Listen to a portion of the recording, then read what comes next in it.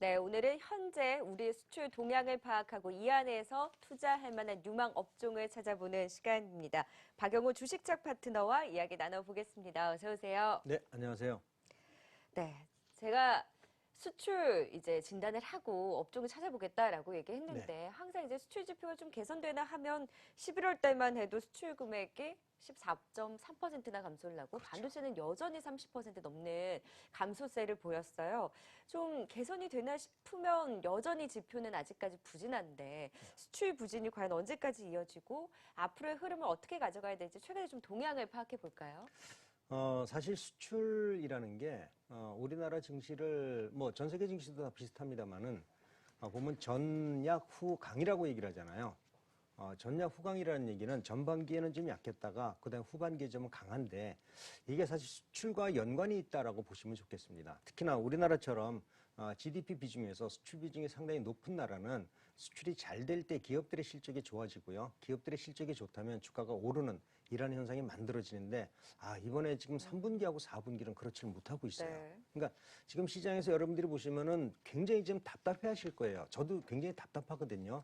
일부 몇 개 종목들이나 이슈나 테마나 뭐 이러한 종목들만 반등을 해주지 실질적으로 우리 시장을 이끌고 지켜나가야 되는 이러한 종목들은 사실 삼성전자하고 SK하이닉스 이외에는 굉장히 다 침체를 좀 보이고 있잖아요. 그래서 지금 시장이 다른 종목들이 못 올라가고 있는데 이거는 역시 일단은 수출과 실적이 그 문제가 된다라고 보시면 좋을 것 같아요. 그래서 네. 전반적으로 보면은 일단은 수출이 상당히 좀 어려운 국면이다라고 말씀을 드릴게요. 네.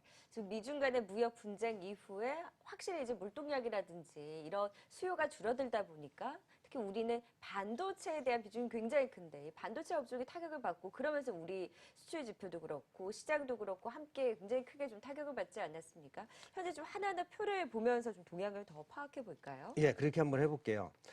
일단은 수출 실적을 먼저 한번 네. 살펴보겠습니다. 수출 실적을 살펴보면은, 월별 수출 실적을 보면은, 최근 들어서 지금 그 4월 달, 11월 달이 전년 동기 대비 14% 정도 지금 감소를 하고 있다고 네. 이제 보여주고 있죠. 그러니까 이게 원래 대개 보면은 전년 동기보다도 좋아야 되고요. 전기보다도 좋아야 주가들이 올라가는데 그렇죠. 지금 전기에 대비해서도 지금 460, 그 7억 불인데 441이니까 전기에 대비해서도 전월, 10월 대비해서도 감소를 나쁘고요. 그 했고. 다음에 네. 전년 동기에 대비해서도 지금 나쁩니다.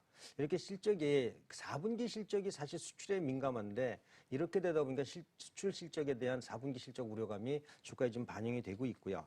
그 여기서 또 수출 품목이 좀 편중이 되어 있는 것도 좀 문제다라고 보시면 좋겠어요. 네. 지금 사실 우리나라 지금 수출 증감률 한번 살펴보면은, 지금 이 품목별 비중 한번 볼게요.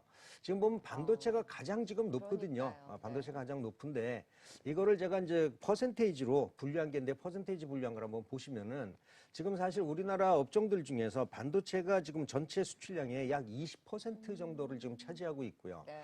지금 그 5% 이상, 4% 이상 되는 품목들 업종별로 제가 이제 노란색을 지금 해놨는데 이게 이제 굉장히 중요하거든요. 자, 일반 기계 같은 경우는 비중이 한 12% 정도 되고 석유화학이 한 8%, 철강이 한 6%, 반도체가 무려 20%나 되는데 네. 반도체가 그렇게 많다고 하더라도 사실 그 반도체에 연관된 종목들은 사실 자동차보다도 좀 약하거든요. 자동차가 한 10% 정도 되고요. 석유 제품, 우리가 얘기하고 있는 뭐 폴리에틸렌이나 이런 것도 한 그렇죠. 9%, 그다음에 디스플레이 한 4% 정도 되고요. 자동차 부품 한 5%. 사실 나머지는 크지 않은데 여러분들이 아시다시피 이러한 그 업종들이 최근에 별로 안 좋으니까는 전반적으로 기업들의 실적이 좀 부진할 수도 있다라고 보시면 좋을 것 같아요. 그래서 제가 요거를 그 네. 업종별로 하나하나씩 한번 살펴보겠는데요.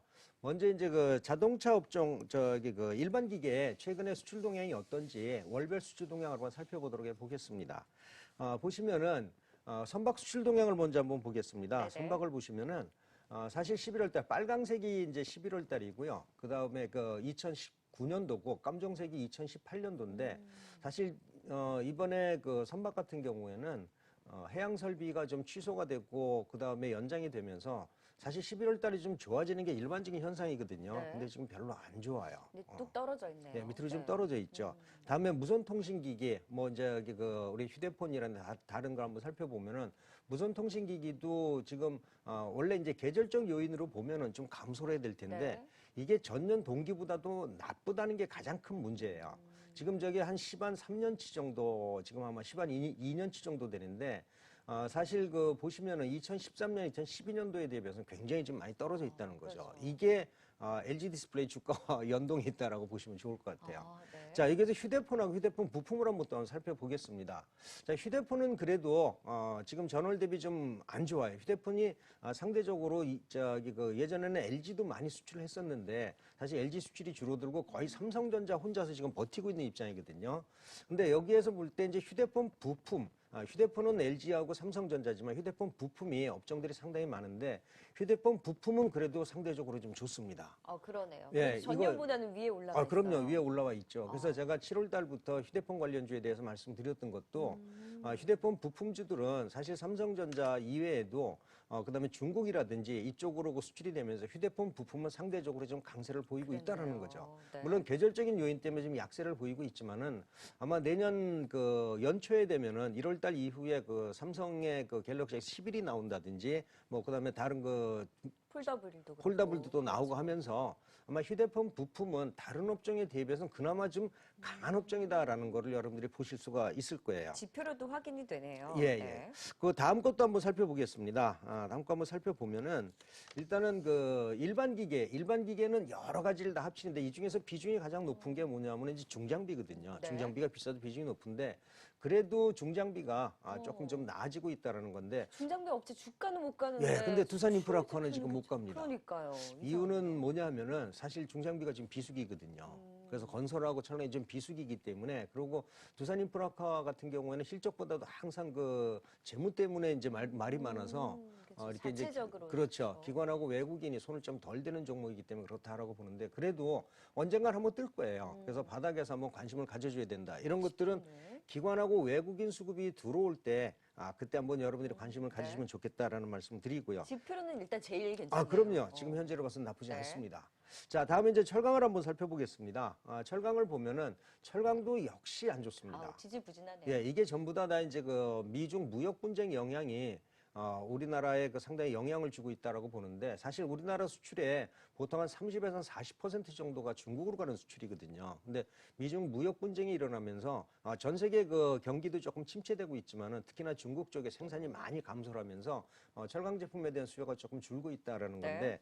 철강 제품도 그래도 전년도에 비해서는 조금 좀 나아지고 있다라는 거거든요. 그래서 이번에 미중 무역 분쟁 해결에 따라서 좀 차이가 좀 있을 것 같다라고 보고요. 네. 석유화학이 요즘에 굉장히 좀 안 좋습니다. 그렇죠.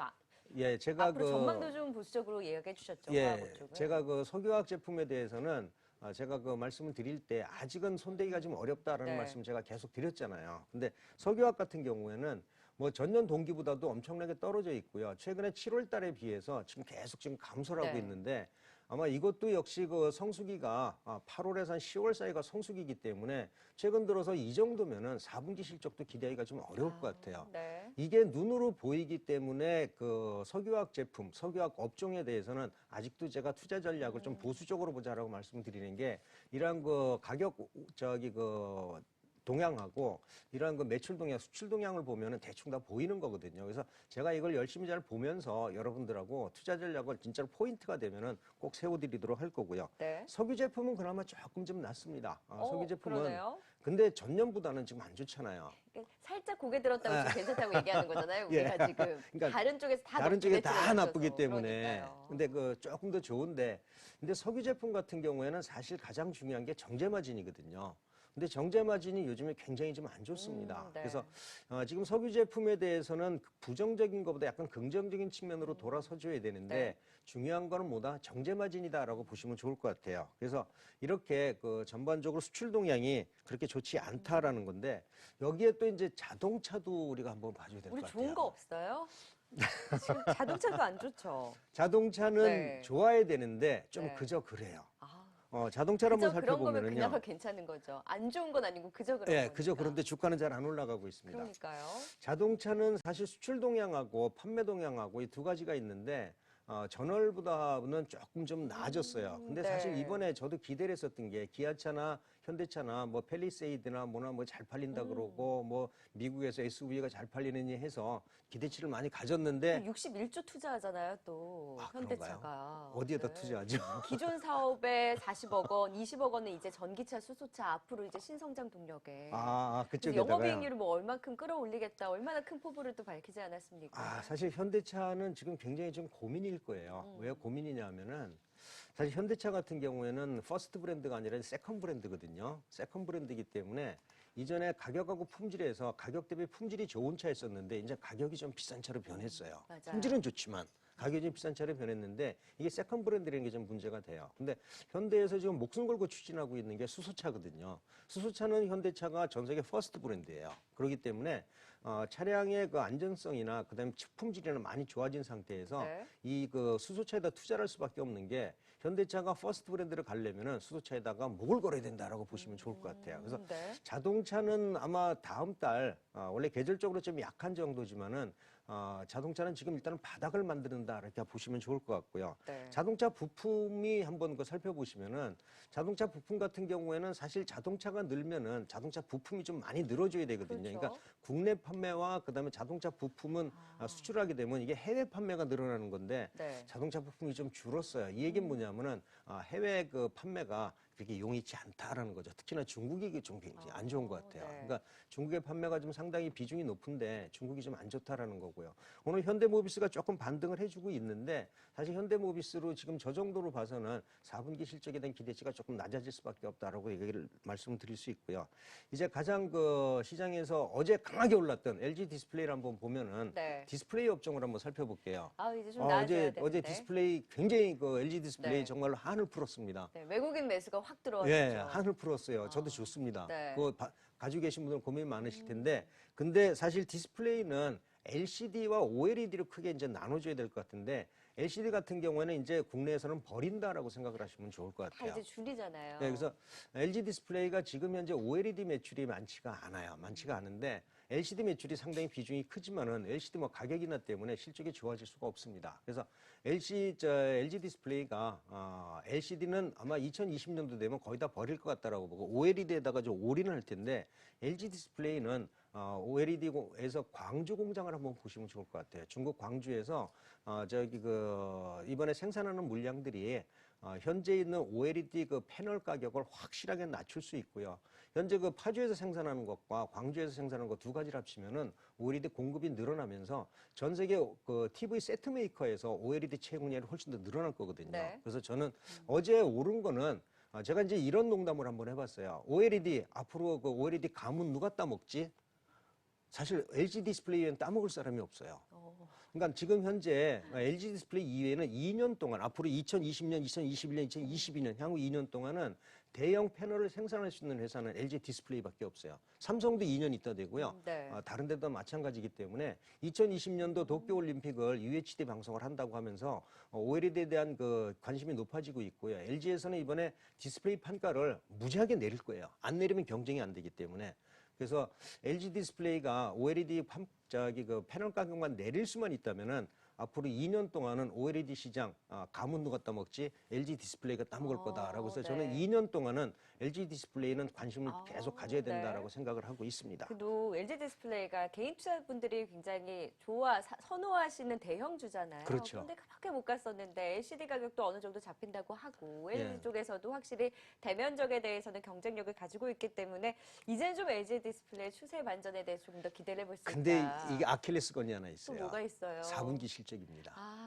우리 실적은 근데 안 좋을 거 이제 어느 정도 알고 있지 않습니까? 바로 그거죠. 그러니까 그렇죠. 실적이 좋을 거로 예상했는데 나빠진다면은 주가가 더 급락을 하게 그렇죠. 되는데 실적 안 좋을 거로 다들 예측을 하고 있거든요. 그래서 네. 이번에 2019년도 4분기 실적이 가장 그 실적이 나빠지는 최저점일 거다라고 얘기를 하고 있어요. 네. 그래서 광주 공장, 중국의 광저우 공장까지 가동을 한다면은 매출하고 영업이익이 늘어나면서 1분기에는 실적이 좋아질 게 눈에 보인다라는 거죠. 네. 그래서 어제 너무나 많이 올라서 조금 아쉽기는 하지만은 항상 노려보고 있던 종목인데 네. 그래서 이 종목은 저도 관심을 가지고 있는 업종이다라고 보고요. 이제 OLED 쪽으로 한번 보시면은 네. OLED 사실 그 수출 동향을 한번 보면은 OLED가 저는 좀 좋아질 거다라고 생각을 했는데 OLED가 이번에 조금 전년보다 약해졌어요. 근데 네. 사실 OLED는 대형 가정보다는 아직까지는 그 휴대폰용 OLED가 그 매출 비중이 크거든요. 네. 그래서 이 얘기는 뭐냐면은 휴대폰 수출이 줄었다라고 보는 게 좋을 것 같아요. 네. 그래서 휴대폰 업종이 그나마 다른 업종에 비해서 전년 동기보다는 상당히 좀 강합니다. 그래서 관심을 가져야 되겠다라고 보지만은 아마 4분기 실적이 예상치보다 조금 줄어들 수도 있다는 점은 우리가 좀 주의를 해줘야 될 것 같다라고 말씀을 드릴 수가 있을 것 같아요. 네, 지금 업종별로도 쭉 살펴봤는데 사실은 뭐 아닌 뭐 다른 종목들을 제외하더라도 결국에는 이 수출 동향이 잘 개선이 되려면 미중 무역만 잘 되면 돼요, 사실. 그렇죠. 예, 맞아요. 그것만 예, 잘 뭐 되면 정확하게 우리 해결이 하시는 거예요. 돼요. 예, 예. 그러니까 이렇게 지금 다 안 좋은 거밖에 없으니까 언제쯤 그러면 개선이 되냔 말이죠. 제가 1차로 여기 이제 물어볼 건 아니었는데. 1차로 미중 무역 분쟁에 일단 그 타겟 포인트를 맞추자라고 말씀드리고 싶어요. 아까 서두에 말씀드렸다시피 미중 무역 분쟁 때문에 전 세계 그 경기가 조금 침체되고 있고 특히나 우리 수출 물량의 40%를 수출하고 그렇죠. 있는 중국의 경기가 나빠지면서 지금 사실 그 수출 동향이 굉장히 안 좋은데 중국은 제가 봐서는 여기서 더 이상 버티지 못할 것 같아요. 이제 중국에서 이전에는 경기 침체 얘기만 지금 나오고 기업들이 중국에서 이탈한다는 얘기가 나왔는데 지금 사실 중국 여러분들이 뉴스를 이렇게 조심히 보시면은 자본에 대한 얘기들이 서서히 나오기 시작을 합니다. 가장 무서운 게 뭐냐면 경기가 나쁜 거는 부양책을 쓰거나 이런 걸 해서 살릴 수가 있는데 자본의 문제는 특히나 외자라든지 투자라든지 이런 문제가 발생되면은 우리나라가 IMF처럼 한순간에 무너지거든요. 그래서 네. 중국이 이 자본의 문제가 이제 그 경기에까지 침투하게 된다면은 중국은 굉장히 좀 어려울 거예요. 뭐 이것 때문에 다른 나라들도 어렵겠지만은 중국이 그렇죠. 아주 치명타를 입을 겁니다. 그래서 중국은 이걸 방지하기 위해서 제 생각에는 미국하고 그 협상을 안 할 수가 없을 것 같아요. 그래서 이번 달 그 15일, 16일이죠. 15일 이후에 미중 무역 협상이 이제 그 어느 정도 되느냐 안 되느냐 판가름이 날 거 아니에요. 그래서 네. 이번 주 금요일에 시장이 한번 뒤집어지든지 아마 좀 그럴 것 같아요. 근데 아. 저는 일단은 된다라고 보기 때문에 이때 우리가 봐줘야 될 업종들이 좀 있을 것 같아요. 이게 그러면은 개선이 된다면인가요? 그렇죠. 그러니까 그러니까 관세에 대해서 그래도 좀 어느 정도 긍정적인 이슈가 나온다면은 그렇죠. 전제로 예, 네. 나올 거다라고 생각을 합니다. 네, 중국이 그럴 이제 가능성이 버티질 높다. 못해요. 네. 예, 나올 거다라고 생각을 하는데 이랬을 때 가장 먼저 그 반등해 줄 거는 그동안에 중국 때문에 상당히 피해를 보았던 업종이 일단 타겟 그 선두에 서야 된다라고 보거든요. 정답 반도체. 그렇죠. 반도체죠. 반도체, 네. 그다음에 반도체 그 보면 MLCC라든지 그리고 나서 석유, 화학, 철강. 네. 이 산업재, 그러니까 반도체하고 산업재가 가장 빠르게 올라갈 거다라고 그렇죠. 생각을 지금 하고 네. 있어요. 그래서 일단은 그 제가 이제 타겟 포인트를 두 개를 드리면은요. 미중 무역 분쟁이 해결됐을 때와 해결 안 됐을 때 타겟 포인트를 좀 드려야 될 것 같아요. 타격은 또 그쪽이 제일 클 거 아니에요. 그래서 일단은 미중 무역 분쟁이 해결이 된다면 산업 반도체하고 산업재 섹터에다가 베팅을 하셔도 나쁘지 않을 것 같다라는 말씀을 드리고요. 네. 근데 만약에 미중 무역 분쟁이 해결이 안 될 때라고 이제 가정을 한번 해보겠습니다. 이랬을 때는 역시 시장에서 기대하고 있는 거는 삼성전자 폴더폰밖에 없는 것 같아요. 스마트폰인가요? 네, 결국엔? 그거밖에 없는 것 같아요. 그러니까 네. 다른 이슈들은 있을 거예요. 뭐 바이오라든지 그다음에 뭐 수소차라든지 이런 이슈들은 있겠지만은 기업들의 눈에 보이는 실적을 보고서 투자할 수 있는 거는 역시 이제 그 휴대폰 쪽이다라고 이제 보는데 휴대폰은 상대적으로 좋아졌고요. 그리고 2020년도에는 상반기에 휴대폰 그 우리나라뿐만이 아니라 중국과 그다음에 미국과 뭐 유럽 쪽 이쪽에서 신제품들이 나오기 때문에 상대적으로 휴대폰 업종은 타 업종 대비는 좀 강세를 보일 거다라고 지금 보고 있습니다. 그래서 일단은 휴대폰 쪽에 한번 보고요.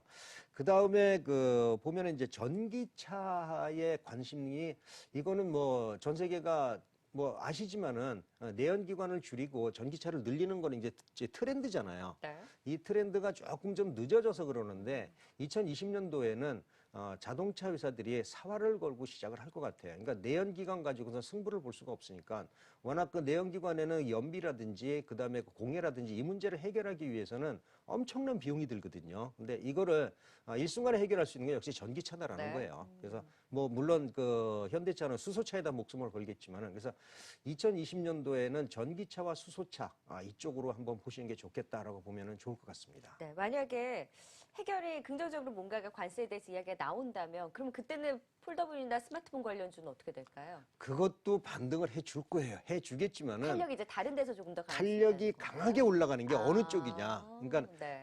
다 좋아지는데 어느 쪽에 강하게 올라가느냐, 많은 돈이 들어오는 쪽이 어느 쪽이겠느냐, 이런 쪽을 보면은 기관하고 외국인이 베팅을 할 수 있는 쪽은 역시 반도체하고 그렇죠. 그다음에 산업재 섹터다라고 이제 보는 게 좋고요. 이게 안 된다 그러면은 시장은 조금 좀 어려울 것 같아요. 네. 사실 어제 제가 이제 그 한 1000개 종목을 한번 다 살펴봤거든요.